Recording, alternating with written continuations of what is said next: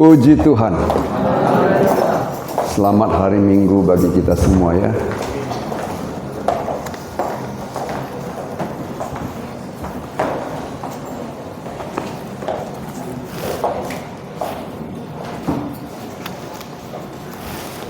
Baik, kita buka ayat firman Tuhan yang akan kita pelajari, Bilangan pasal 12.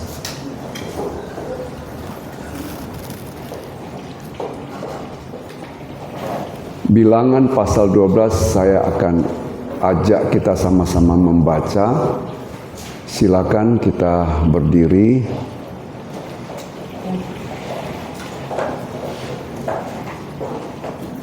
Bilangan pasal 12 saya baca ayat 1 dan 2 saja dulu ya. Sama-sama kita baca. 1, 2, 3. Miriam serta Harun mengatakan berkenaan dengan Roh Kudus sejatinya, sebab yang adalah mengambil orang Roh Kudus. Karena mereka sesungguhnya Tuhan berfirman dengan kata saja, bukan kata dan dengan ya. Terus kita lompat satu ayat supaya sebagai pembanding. 1 Yohanes 4:20.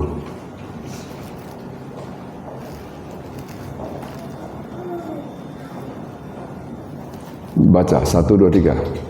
Jikalau seorang berkata, aku mengasihi Allah dan dia memuji saudaranya, maka dia adalah berdosa. Karena siapa dia mengasihi saudaranya yang dilihatnya, tidak mungkin mengasihi Allah yang tidak dilihatnya. Ya, tundukkan kepala. Bapa di surga, kami bersyukur pagi hari ini kami mau dicerahkan oleh kebenaran firman-Mu.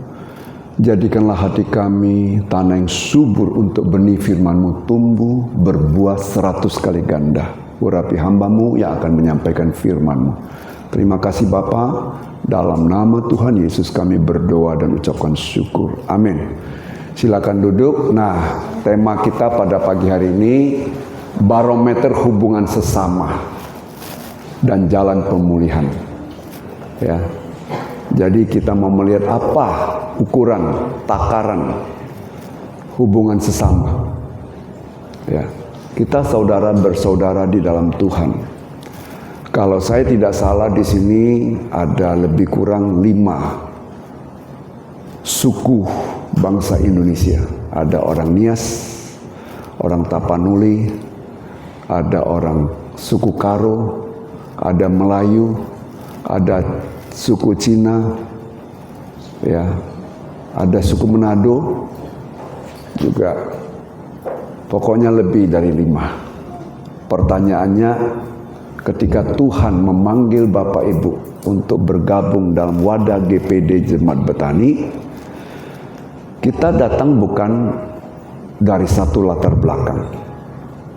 Kita datang dengan berbagai latar belakang, tapi di tempat inilah kita mau disatu padukan. Dan saya masih teringat ketika pertama kali kami ingin membuka pelayanan, kami lagi mikir apakah kita mau bikin nama gereja kita Gesbah, Gereja Segala Bangsa. Istri saya bilang, saya rindu juga kalau ada orang bule yang menjadi jemaat. Pernah juga orang bule datang sini. Ya. Tapi pagi hari ini kita melihat dulu barometer hubungan sesama, supaya kita bisa memupuk hubungan sesama kita. Di mana letak permasalahannya, di mana yang harus kita perbaiki, supaya kita mengerti. Sebagai pokok kita, saya baca ulang di Bilangan pasal 12 ayat 22. Sungguhkah Tuhan berfirman dengan perantaran Musa saja? Ayat firman Tuhan ini ya ditulis oleh Musa dalam perjalanan menuju ke tanah perjanjian. Dalam pelayanan bersama satu keluarga secara utuh. Kenapa saya katakan begitu? Musa adalah anak bungsu, Harun nomor 2, tapi Miriam kakak tertua. Ya. Kalau kita melihat kehidupan keluarga ini, keluarga yang sama-sama berada di negeri perhambaan, mereka dijadikan budak di negeri Mesir. Sama seperti kita semua di bumi ini, kita menjadi budak daripada iblis, budak dosa. Tapi kita mau melayani. Ya. Nah, keluarga ini, kalau Bapak Ibu baca di Keluaran pasal yang kedua maupun Keluaran pasal 66, papa mamanya adalah Amram dan Yokebed. Melahirkan Miriam, Musa, Miriam, Harun dan Musa. Antara Harun dengan Musa selisih umur cuma 3 tahun. Ya. Di awal kehidupan mereka sangat-sangat harmonis. Ketika Musa lahir, anak bungsu lahir, sebelumnya sudah keluar maklumat dari Raja Firaun. Setiap orang tua wanita yang melahirkan anak-anak laki-laki suku Ibrani harus ditumpas, harus dibunuh, karena kekhawatiran dari bangsa Mesir jangan sampai populasi daripada orang Yahudi yang ada di Mesir ini melebihi daripada populasi penduduk asli orang Mesir dan menjadi ketakutan, momok gitu. Sehingga mereka merencanakan KB dengan cara pembunuhan. Ya, dengan cara pembunuhan. Dipesankan kepada bidan-bidan, apabila bangsa atau suku bangsa Yahudi, orang Israel, melahirkan laki-laki, bunuh, perempuan biarkan hidup. Lahirlah Musa, disimpan oleh ibunya sedemikian rupa, tapi tidak bisa. Anak-anak kan kecil kan nangis juga. Setelah disimpan 3 bulan tidak bisa, akhirnya diambil keputusan oleh sang ibu. Dia membuat peti dengan mungkin itu daun papirus. Sebab ketika kami pergi ke Mesir dalam rangka wisata ke Yerusalem, kami naik pesawat transit di Dubai, terus yang pertama turun di Mesir. Di Mesir kami melihat ya piramid dan lain sebagainya, dan kami melihat ada daun papirus, di mana waktu zaman dahulu daun ini dipergunakan sebagai kertas untuk menulis. Dan kami lihat daunnya seperti daun pandan, keras. Dan ini di dalam Keluaran pasal 2 dibuat peti, kemudian diolesi dengan ter. Firman Tuhan katakan gitu, setelah dioles dengan ter, dialirkan ke sungai Nil. Dan siapakah yang mengawasi dari jarak jauh? Artinya dari jarak yang terpantau. Ketika ini dialirkan, peti ini di dalamnya ada bayi Musa umur 3 bulan. Maka Miriam kakaknya itu mengikuti perjalanan daripada aliran box yang berisi Musa sambil melihat, dan mengalirlah sampai ke tempat di mana biasa putri Firaun mandi di pinggir sungai Nil dengan dayang-dayangnya. Melihat ada box yang sedang mengalir, maka oleh putri Firaun kepada dayang-dayangnya, ambil itu. Begitu diambil, dilihat ada Musa. Siapakah yang melindungi Musa? Tak lain dan tak bukan kakaknya. Kakaknya segera datang, dia menghampiri putri Firaun tanpa memikirkan resiko akan hidupnya. Dia katakan, perlukah ku jemput, ku carikan inang pengasuh bagi anak ini untuk putri Firaun? Putri Firaun katanya, oke, siap. Dia panggil, padahal yang dipanggil adalah Yokebed, mama daripada Musa. Dipanggil oleh putri Firaun, diberikan kembali kepada anak, kepada ibu kandungnya. Kau peliharalah bagiku. Selamatlah Musa dari rencana pembunuhan berdasarkan maklumat yang diberikan dan dikeluarkan oleh Raja Firaun. Kita lihat di sini, karena ada kasih, pemeliharaan, pemantauan, pengawasan, bukan dari jarak dekat, dari jarak jauh juga bisa. Halo para pemuda, masihkah engkau mengasihi ibu dan orang tuamu? Masihkah ada telepon ke rumah, ke kampung? Apa kabar ibu? Halo? Kalau masih ada kasih, dari jarak jauh masih memperhatikan, mungkin Anda bisa berdoa di tempat ini bagi Orang tua. Kadang-kadang orang tua mati kesepian. Sang anak sudah berhasil, lupa. Ini gejala akhir zaman Bapak Ibu. Bukan saya mengeluh anak-anakku, tidak. Bukan itu maksudnya. Tapi saya mau sampaikan memang ini gejala akhir zaman. Kenapa? Zaman sekarang anak-anak begitu aktifnya. Sampai gak bisa tidur. Kenapa? Cari uang hanya dengan HP. HP main semua. Jadi pikirannya itu bagaimana berhasil, mau berhasil tanpa kerja keras. Itu zaman sekarang. Otomatis yang lebih banyak dipakai adalah ini, bukan tangan. Kalau zaman dulu kita ini kan lebih banyak keluar otot kan, supaya bisa berhasil kan.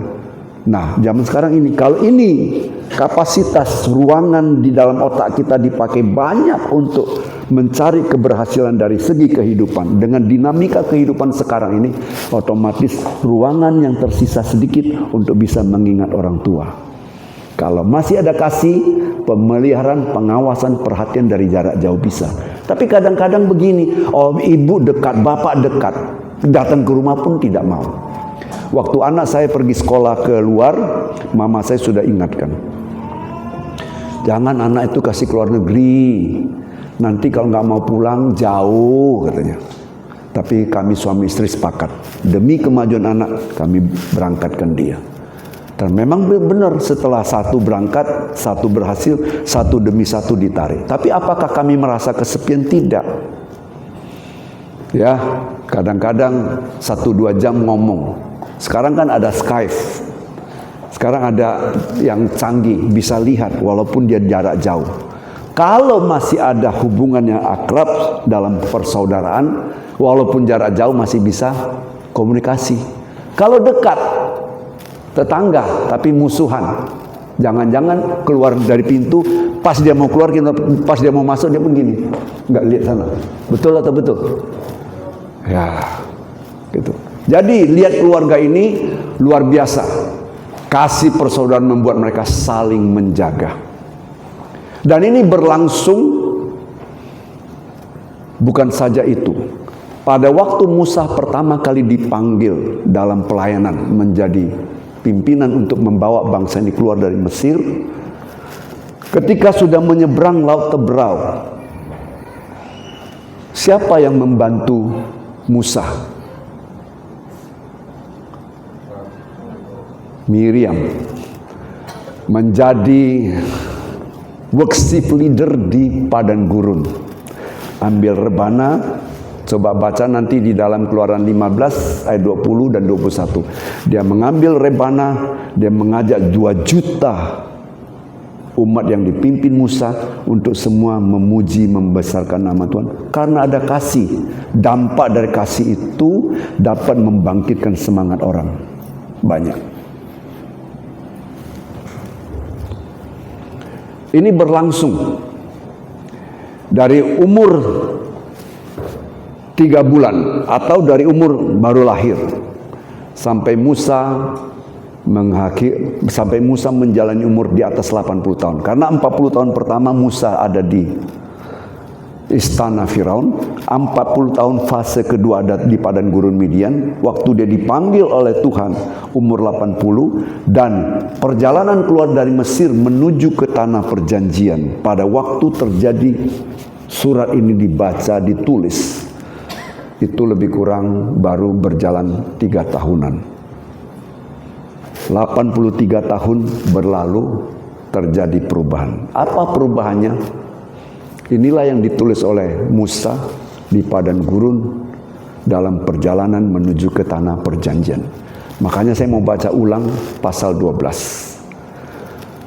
Ya, kita baca ulang bilangan pasal 12. Saya akan baca ulang, Bapak Ibu perhatikan. Ya. Ayat 1, silakan buka. Miriam serta Harun mengatai Musa berkenan dengan perempuan Kus yang diambilnya, sebab memang ia telah mengambil seorang perempuan Kus. Kalau kita mau menjelajah lebih dalam lagi, wanita Kus ini dalam Alkitab bahasa Inggris di sana disebut adalah bangsa ya Afrika. Ya, bangsa Afrika. Kalau Bapak Ibu baca lagi di dalam Keluaran pasal yang ke-12, waktu bangsa Yahudi ini keluar, bukan hanya mutlak orang Yahudi yang keluar, bukan hanya mutlak suku bangsa keturunan Yakub, tapi ada suku bangsa lain. Baca di dalam Keluaran pasal 12, yang ikut serta dalam perjalanan menuju ke tanah perjanjian keluar dari Mesir. Ini menggambarkan bahwa memang semua orang sudah dinubuatkan oleh Tuhan, yang selamat bukan hanya satu suku bangsa. Makanya firman Tuhan katakan, pergilah, beritakan firman ke seluruh muka bumi. Ya, jadikan semua bangsa, semua suku bangsa muridku. Itu udah menggenapi. Nah, ketika mereka keluar, Alkitab menulis Miriam sebagai objek pertama, ya, sebagai kata pertama dalam kalimat pertama, Miriam serta Harun. Saya meyakini secara iman yang saya pelajari bahwa provokatornya adalah Miriam. Karena kalau nanti dilihat di dalam ayat 10, Miriam yang kena kusta.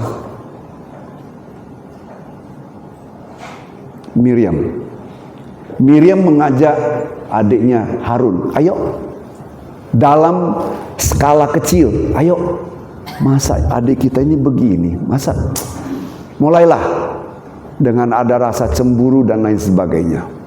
Dia ajak adiknya yang nomor 2, adiknya yang pertama, yang nomor 2 Musa, untuk bersepakat mengata-ngatai Musa. Itu dalam skop mungkin di kemah tidak ada Musa, di tempat tinggal sendiri.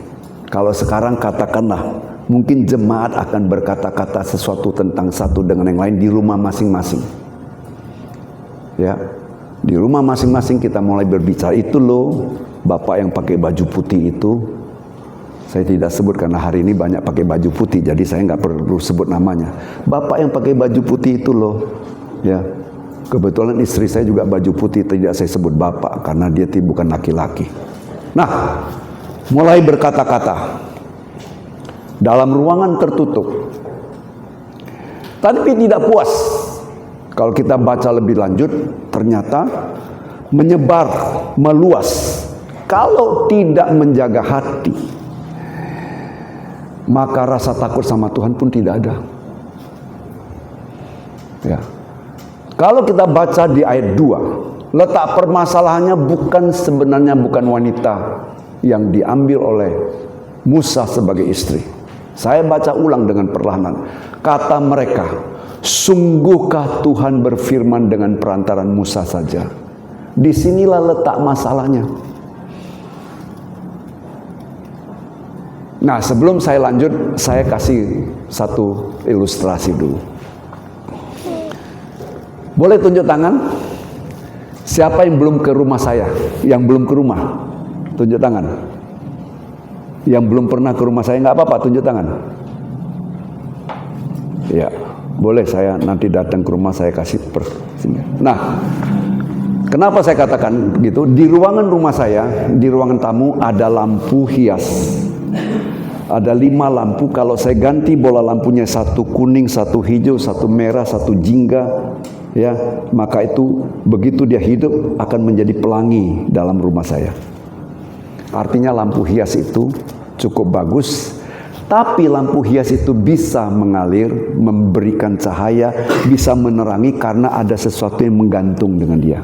Gantungan yang di lampu hias di rumah saya itu adalah rangkaian daripada apa?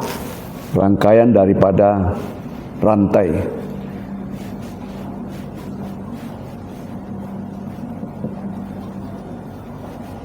Ya.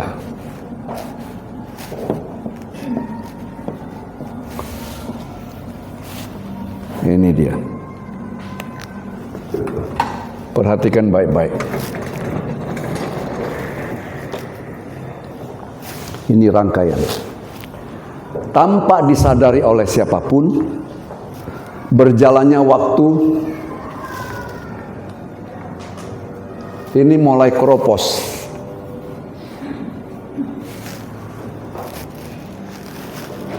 Rantai pertama yang menjadi pengikat di plafon mulai keropos. Saya katakanlah plafon itu di atas, saya gambarkan sebagai disitulah hubungan dengan Tuhan, tingkat yang paling tinggi.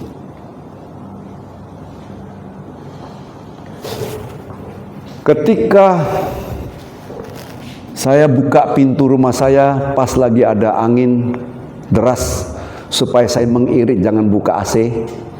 Kan Bapak Ibu datang ke tempat saya, kan saya buka AC kan, supaya jangan panas, supaya saya irit.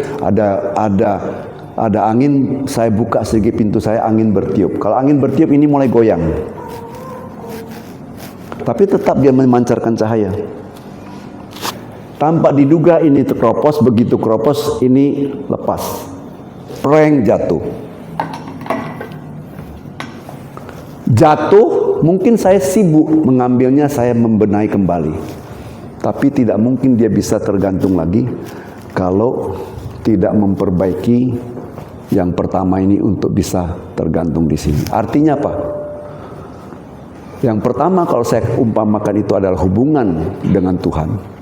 Hubungan dengan Tuhan rusak, selebihnya rusak. Jadi di sini kalau kita lihat gambarannya, Miriam berkata, emangnya cuma Musa saja yang dengar suara Tuhan?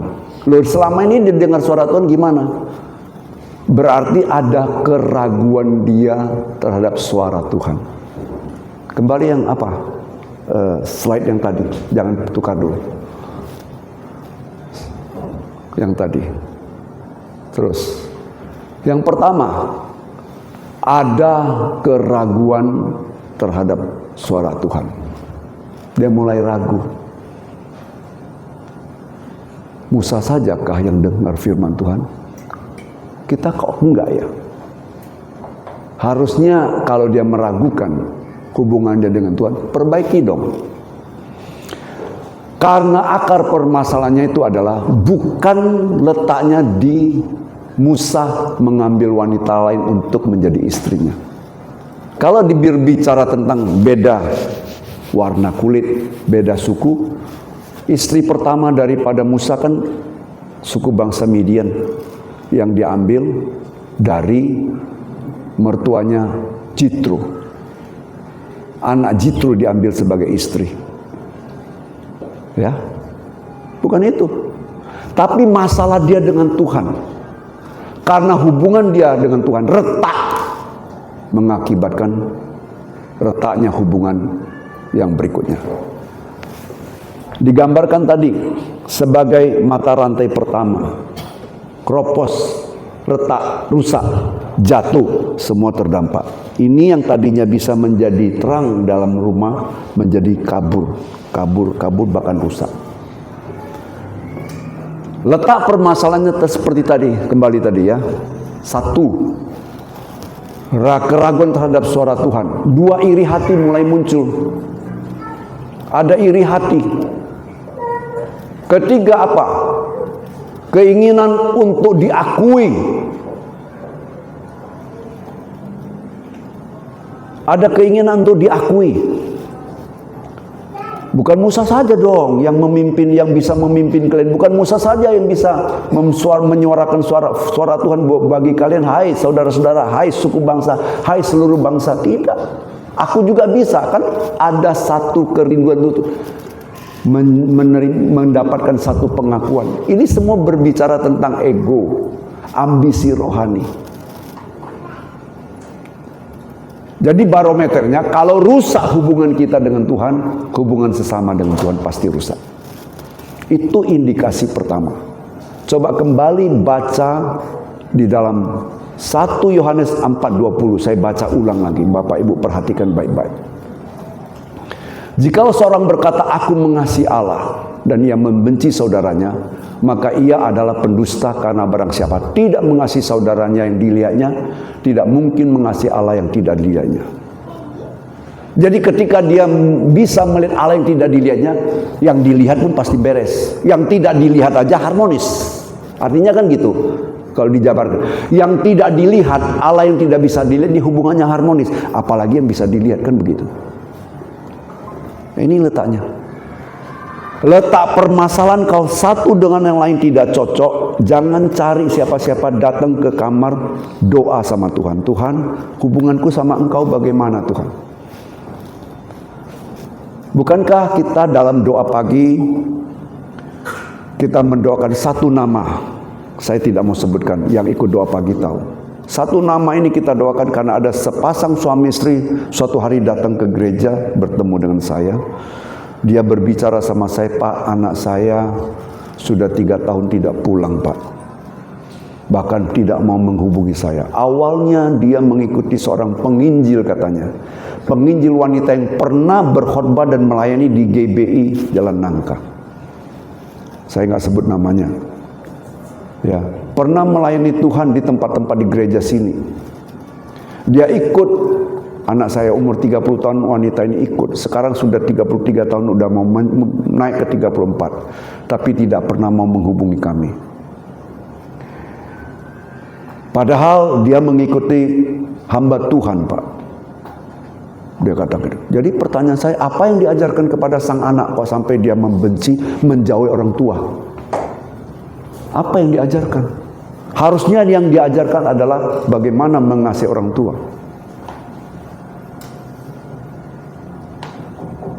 Sudah 3 tahun Pak nggak pulang. Dia cari kemana-mana. Dia berdoa. Dia tahu di Jakarta. Dia tahu juga hamba Tuhan ini. Tetapi anaknya tidak mau menghubungi dia lagi. Indikasinya apa? Hubungan dia dengan Tuhan tidak harmonis, tidak sesuai dengan firman Tuhan. Maka hubungan sesama juga tidak beres. Gampang toh barometernya. Ya. Kalau Contoh ya, minta maaf saya ambil contoh. Boleh kan? Saya ambil contoh di antara kita sajalah. Kalau hubungan suami dengan istri tidak beres, selidiki dulu apa masalahnya. Bisa saja hubungan dia dengan Tuhan tidak beres. Misalkan hubungan dia dengan Tuhan tidak beres apa? Suami suka simpan uang di kaos. Misal, ini bukan semua suami, misal. Tidak mau kasih istri, simpan di dalam kaos. Kalau dia mengasihi Tuhan, dia tahu istri sebagai bendahara yang dititipkan Tuhan di sisi kehidupannya, harusnya tidak begitu. Kalau istri, uangmu, uangku, itu juga nggak beres hubungan sama Tuhan. Kenapa? Semua sepertinya mau sendiri, milik sendiri. Jadi pagi ini saya tidak hanya singgung bapak-bapak, ibu-ibu juga saya singgung, ya kan? Tapi harmonis kan kalau sama-sama kita peroleh, sama-sama kita nikmati, semuanya bagus. Jadi istilahnya gini, barometer hubungan kita dengan sesama itu dapat dilihat dari barometer hubungan kita dengan Tuhan. Atau sebaliknya, barometer hubungan kita dengan Tuhan mempengaruhi barometer hubungan sesama. Berjalannya waktu akan menggeser kasih fileo, cinta kasih persaudaraan satu dengan yang lain. Cek dan recek hidup kita. Adakah dalam rumah tangga GPD Betani rusak, saling benci, saling marah, saling dendam, dan lain sebagainya? Kalau ada, jangan salahkan siapa-siapa, tapi perbaiki hubunganmu dengan Tuhan. Mesrakan hubunganmu dengan Tuhan. Ya, itu kuncinya. Suami istri juga begitu. Kalau ada clash suami istri, coba hubungi Tuhan. Mesrakan hubungan dengan Tuhan. Kalau sudah mesra hubungan dengan Tuhan, bisa menarik tangan istri. Ayo doa sama, ayo kita yuk. Istri juga punya satu kerelaan untuk mengampuni. Tarik suaminya, ayo kita doa sama yuk. Itu indikasinya dalam hubungan sesama.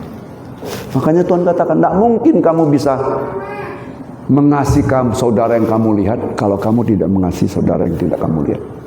Tapi kalau yang tidak lihat, Tuhan kita tidak lihat, tapi kita sungguh-sungguh mengasihi dia, otomatis kita bisa mengasihi yang kita lihat. Ya. Jadi pagi hari ini coba perhatikan baik-baik bagaimana hubungan kita dengan Tuhan. Hubungan kita dengan Tuhan baik, pasti tidak ada dendam, tidak ada kepahitan, tidak ada iri hati, tidak ada kecurigaan. Pagi hari ini biar kita mulai menjelajah hati kita masing-masing. Kita mau melihat sampai sejauh mana kedalaman kita mengasihi Tuhan. Ini tidak main-main Bapak Ibu. Kenapa saya katakan tidak main-main? Coba kita baca kitab Ulangan pasal 24 ayat 9. Ulangan 24 ayat 9. Ayo baca, 1, 2, 3.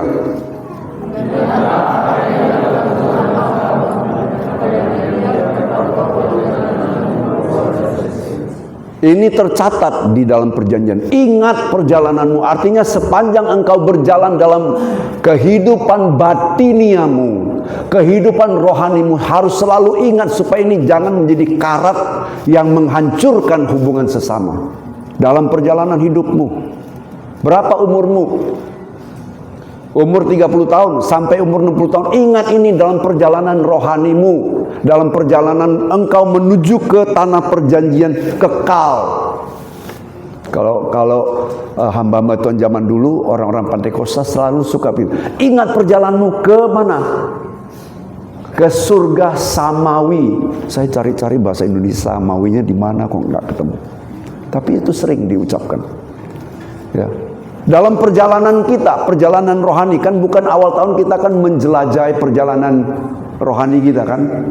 Tuhan ingatkan, ingat apa yang dilakukan Tuhan Allahmu kepada Miriam pada waktu perjalanannya keluar dari Mesir. Sekarang kita baca mulai ayat 3. Bilangan 12, kita baca ayat 3. Adapun Musa ialah seorang yang sangat lembut hatinya, lebih dari setiap manusia yang di atas muka bumi. Lanjut 4. Lalu berfirmanlah Tuhan dengan tiba-tiba kepada Musa, Harun dan Miriam.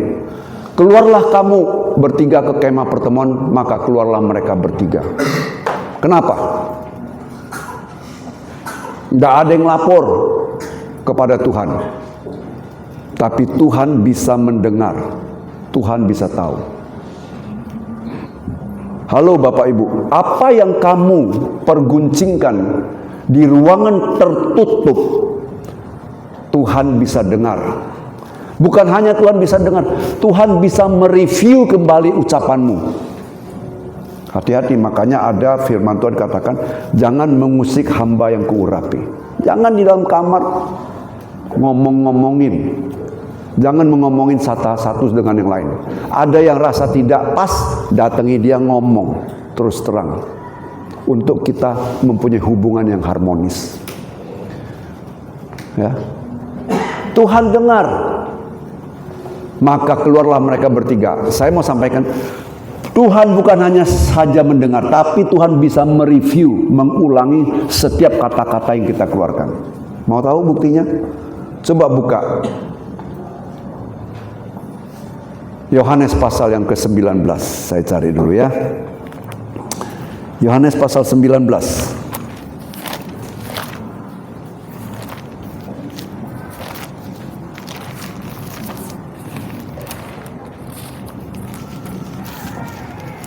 Bukan pasal 19, pasal 20. Ayat yang ke-27.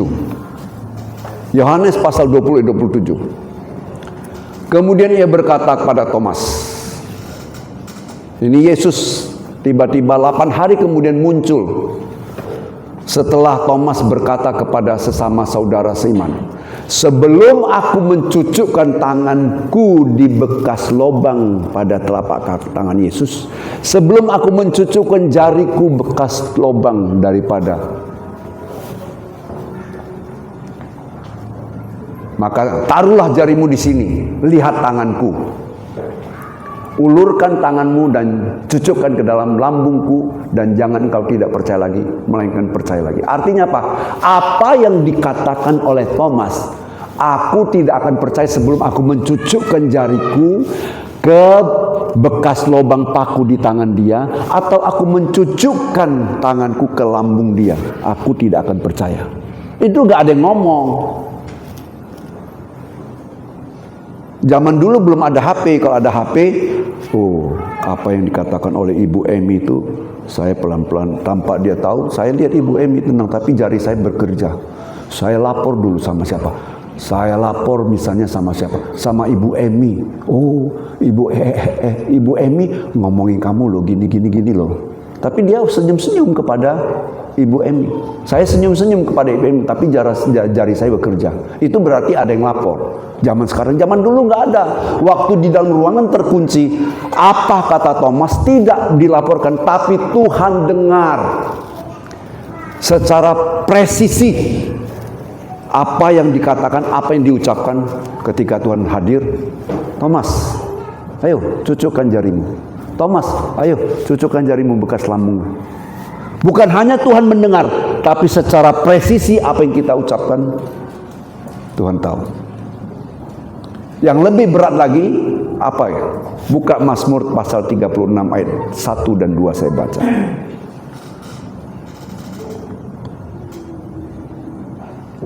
Mazmur 36 ayat 1 dan 2. Saya baca, untuk pemimpin biduan dari hamba Tuhan, dari Daud. Sama-sama baca, 1, 2, 3.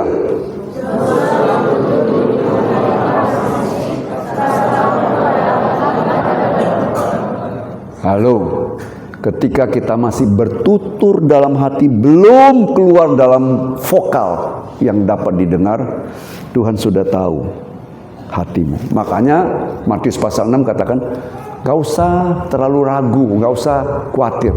Sebelum kamu minta, Tuhan sudah tahu apa yang kamu inginkan. Apa artinya? Kita tidak bisa menyimpan sesuatu dalam hati kita. Di lubuk hati yang paling rahasia, hanya Dia sendiri tahu, tapi Tuhan juga tahu. Hati-hatilah, kita punya Tuhan yang luar biasa, Tuhan yang hidup, ya. Maka pagi hari ini barometernya, bagaimana hubunganmu dengan Tuhan akan menentukan hubunganmu dengan sesama. Kalau hubunganmu sesama tidak baik, itu cek dan recheck, berarti hubunganmu sama Tuhan diragukan. Tapi pagi hari ini kita mau semua ada pemulihan. Betul? Kita semua mau ada pemulihan. Saya kembali baca lagi. Ayat yang ke-5, Bilangan pasal 12 ayat 5, saya baca. Lalu turunlah Tuhan dalam tiang awan dan berdiri di pintu kemah itu, lalu memanggil Harun, Miriam, dan tampillah mereka keduanya. Terus, lalu berfirmanlah ia, dengarlah firmanku ini. Jika di antara kamu ada seorang nabi, maka aku Tuhan menyatakan diriku kepadanya dalam penglihatan. Aku berbicara dengan dia dalam mimpi. Lanjut.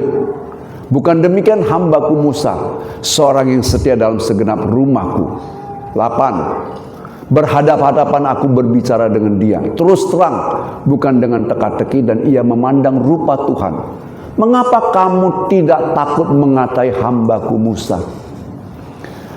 Tuhan memberikan klarifikasi, Musa ini bukan kelasnya nabi, di atas nabi.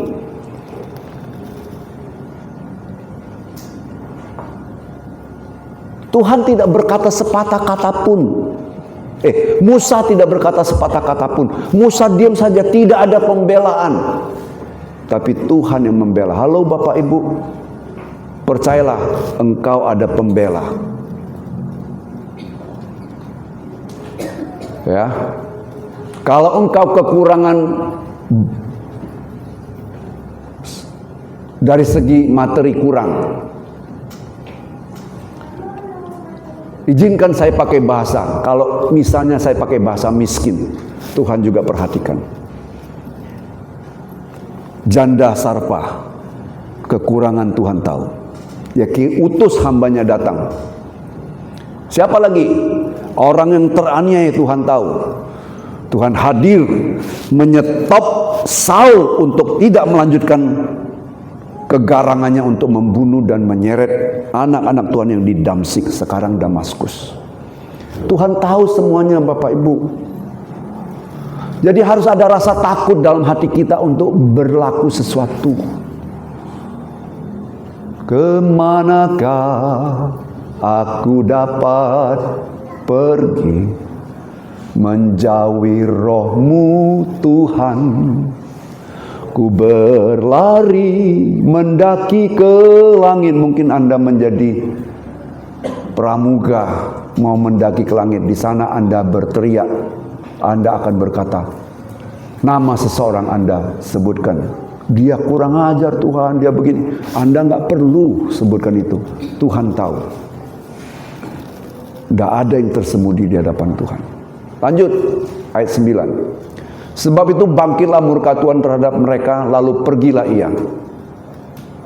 Dan ketika awan telah naik dari atas kemah, maka tampaklah Miriam kena kusta, putih seperti salju. Ketika Harun berpaling kepada Miriam, maka dilihatnya bahwa dia kena kusta. Halo, sakit kusta itu kan seluruh permukaan kulit kita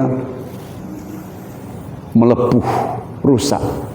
Kalau kulit sudah rusak, masih ada rasa enggak? Halo, enggak ada lagi, udah mati rasa. Tapi tahukah Bapak Ibu, ketika hati kita mati rasa, kulit kita juga mati rasa, Bapak Ibu. Ketika hati kita tidak punya belas kasihan, kulit juga mati rasa. Jadi mulai dari sini. Kenapa saya katakan mulai di sini? Coba buka Kejadian pasal 4 ayat 6. Saya bacakan ayat itu. Firman Tuhan kepada Kain, mengapa hatimu panas dan mukamu muram? Kelihatan. Muka yang muram itu kelihatan, itu hatinya. Anda menyalami saya dengan wajah yang senyum dan tidak senyum, saya bisa tahu hati seseorang.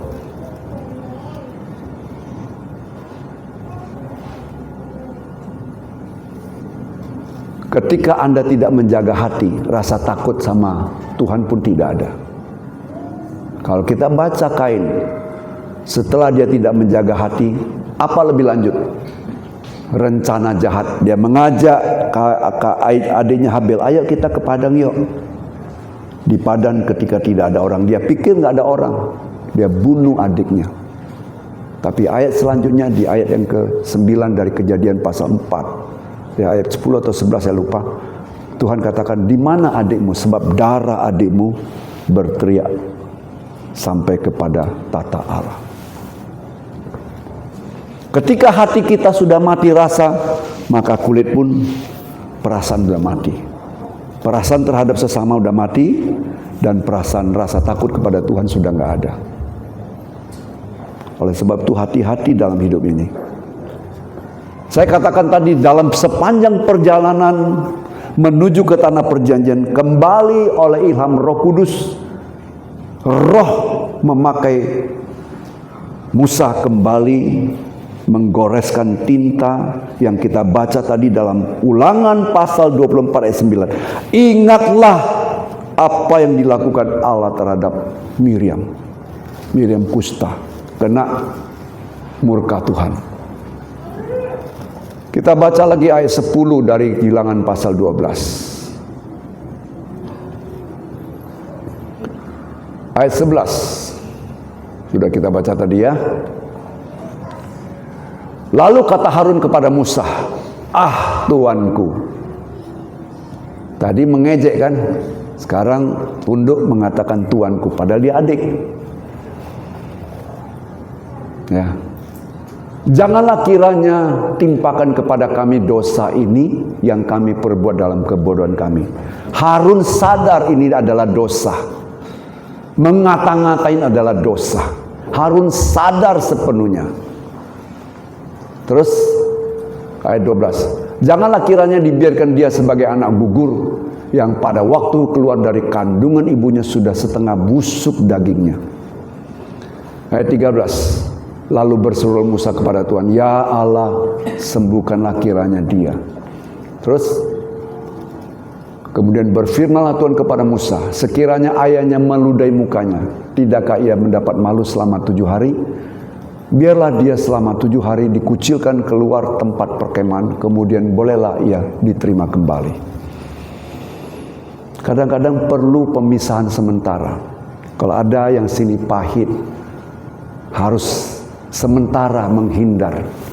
Kita berharap sementara tidak berjumpa, sementara terhindar.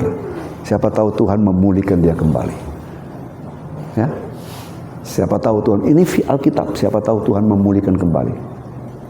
Tuhan bisa pakai semua cara untuk memulihkan kita. Dan cara yang paling elegan yang diambil Musa. Coba kita lihat. Ya. Ayat 15. Tadi sudah kita baca. Kemudian Musa berdoa kepada Allah, dan akhirnya setelah 7 hari Miriam pulih. Lihat, karena hati seseorang yang tidak beres mempengaruhi lebih daripada 2 juta orang dari kumpulan umat Allah. Kalau ada satu yang tidak beres dalam keluarga GPB Tani, bisa mempengaruhi seluruh jemaat.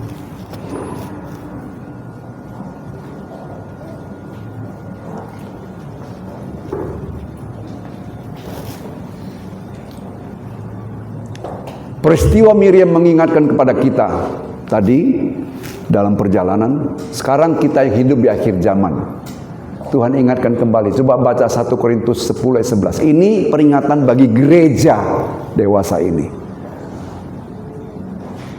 Ayat 11. Semuanya ini telah menimpa mereka sebagai contoh dan dituliskan untuk menjadi peringatan bagi kita yang hidup pada waktu di mana zaman akhir telah tiba. Semua ini dicatat untuk menjadi ingatan bagi kita. Kalau dalam perjalanan mereka diingatkan, di akhir zaman Tuhan ingatkan, artinya apa? Ini tidak main-main Bapak Ibu. Jangan sampai Anda terhilang di tengah jalan, atau jangan sampai Anda tidak sampai kepada tanah perjanjian. Oleh sebab itu, mari perhatikan baik-baik, kita kembali pulihkan hati kita. Pemulihannya gimana tadi? Doa daripada Musa. Kita kasih contoh lain. Abraham. Kita tahu kan Abraham sama Lot sama-sama keluar dari Mesopotamia menuju ke tanah perjanjian. Karena harta, karena kekayaan, mereka akhirnya pisah. Abraham katakan, kalau kamu ambil kanan, aku ambil kiri. Akhirnya Lot sama Abraham terpisah. Baca nanti di dalam Kejadian pasal 19. Ketika Allah hendak memusnahkan Sodom dan Gomora, di dalamnya ada keponakan daripada Abraham. Maka Abraham berdoa kepada Allah, jika ada 50 orang bagaimana Tuhan? Ya. Ayat 18 ya. Jika ada 50 orang bagaimana Tuhan? Dari 50 turun, 40 turun, 30 turun, 20 turun, 10. Berkali-kali berdoa itu menandakan pribadi Musa, pribadi Abraham dengan Tuhan itu baik. Dia tidak mengingat kesalahan keponakan. Dia tidak sakit hati, dia tidak menyimpan dendam, dia tidak mau menyimpan busuk-busuk itu di dalam ruangan kepala dan hatinya. Dia berdoa kepada Tuhan. Jika Anda masih belum bisa berdoa satu dengan yang lain, pertanyakan hidupmu, apakah Anda betul-betul mengasihi? Kemarin kepada pemuda saya katakan, pernahkah kalian pemuda duduk berdoa, malam mau tidur atau bangun pagi, berdoa untuk satu orang saja pemuda yang kamu ingat namanya yang tidak hadir. Berdoa untuk dia. Sekarang hari ini saya mau tanya, Bapak Ibu yang hadir ini tahu nggak siapa yang tidak hadir hari ini? Ada nggak masukkan dalam doamu?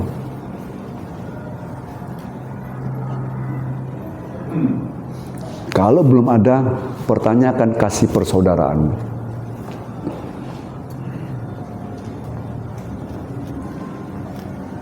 Di zaman gereja ini Tuhan kembali mengulangi lagi, menulis lagi, gunanya untuk kita. Artinya apa? Ini tidak main-main Bapak Ibu. Baik hubungan suami istri dalam rumah tangga, baik hubungan sesama, tidak main-main.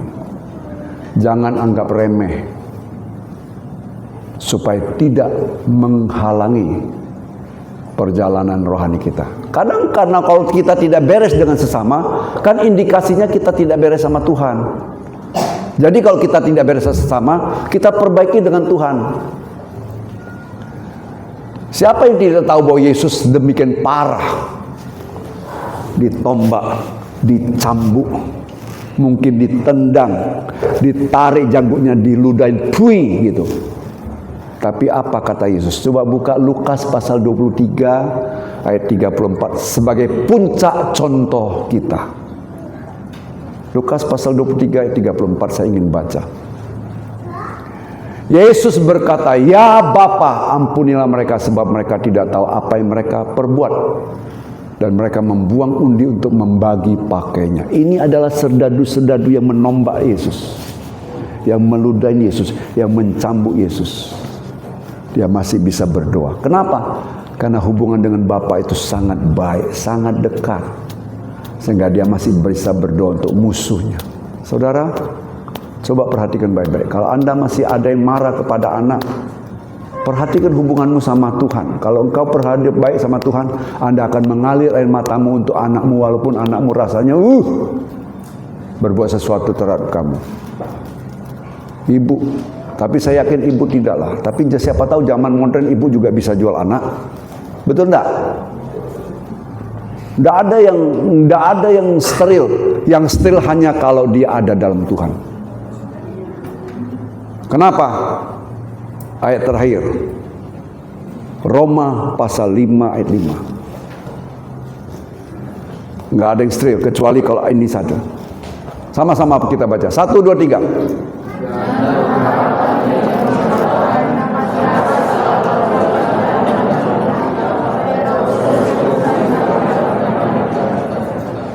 Mintalah Roh Kudus supaya kasih Allah, kasih agape mengalir dalam hidupmu.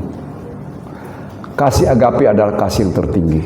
Kasih filio, kasih persaudaraan. Kalau kasih agape itu ada di dalam hidupmu dan hidupku, maka engkau pasti akan menjaga hati, dan engkau akan mengalami pemulihan. Ya, biarlah pagi hari ini kasih itu mengalir dalam hidupmu. Sebagai gembala untuk 2 tahun ke depan, saya telah memilih orang-orang yang saya mau percayai untuk sebagai majelis di dalam jemaat ini. 7 orang majelis ini yang saya pilih mewakili saya untuk ikut mengantau, memawasi, mengelola bagaimana layaknya kita berjemaat. Kemarin saya sudah briefing kepada mereka, ya. Ada apa-apa kita rapat, kita bicarakan, kita godok bersama, kita evaluasi bersama. Ya, yang 7 orang ini saya angkat, saya percayakan untuk majelis, menjadi majelis gereja. Pagi hari ini saya akan meneguhkan mereka. Kiranya majelis dapat membantu saya untuk kita memajukan pelayanan Tuhan di tempat ini dan memperhatikan semuanya. Kalau Bapak Ibu menghargai saya sebagai gembala, juga menghargai majelis, menghormati saya sebagai gembala, juga menghormati majelis, karena mereka secara penggembalaan, secara tugas, titisan dari saya. Apa yang ingin saya lakukan, saya sampaikan kepada majelis untuk dikoordinasikan dengan jemaat. Oleh sebab itu, hargailah majelis sama seperti Bapak Ibu menghargai saya. Hormati majelis sama seperti Bapak Ibu menghormati saya. Ada hal apa-apa yang Bapak Ibu mau sampaikan, boleh sampaikan lewat majelis, nanti kita bicarakan. Majelis yang dipilih ada 7 orang, masing-masing sudah ada tugasnya. Ya, saya undang kita sama-sama berdiri.